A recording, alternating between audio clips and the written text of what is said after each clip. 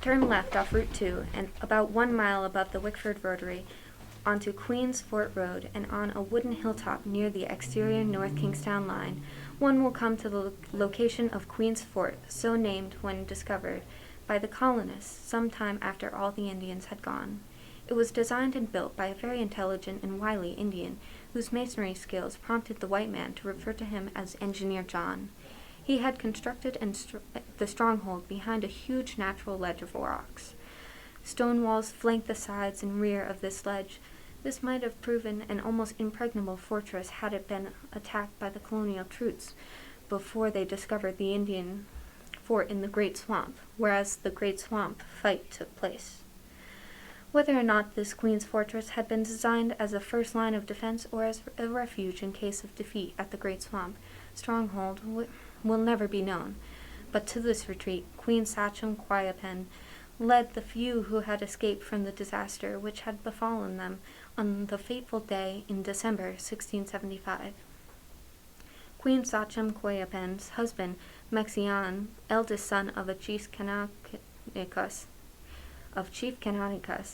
and all the other men of the tribe had been killed, and she had become the ruling Queen Sachem of the pitiful remnants of her once numerous and powerful tribe. Just how these few survivors, among them many women and children, were able to make their way through the bitter cold and deep snow to this retreat will also never be known, but it is thought there must have been a secret path which led from the Great Swamp to their faraway hills. But they did make this trip, and here, unbeknown to the white men, they spent the following winter and early summer. The place must have been well stocked with food for just such an emergency. When finally discovered after the Indians had gone, there was found behind the stone walls and barricades a huge excavation almost 100 feet long and deep enough for a tall man to stand erect, which they gave the name of the Queen's Chamber. Late in June 1676, Queen Sachem Quiapen left the fort with her little band of followers and set forth on an expedition to the north, probably to join with some friendly tribe beyond the Rhode Island border. They had only proceeded a little way when, on the morning of July 2nd, they were attacked by a roving band of horsemen from Connecticut and completely massacred. A Major Talbot in command of the horsemen stated the Indians numbered 238.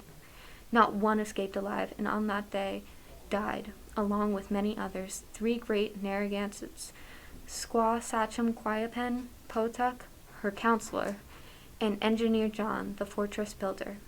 So the story of Queen's Fort on Queen's Fort Road, the last stronghold of the once powerful Narragansett, was not discovered for some time after the massacre of the Queen and the few survivors of her tribe.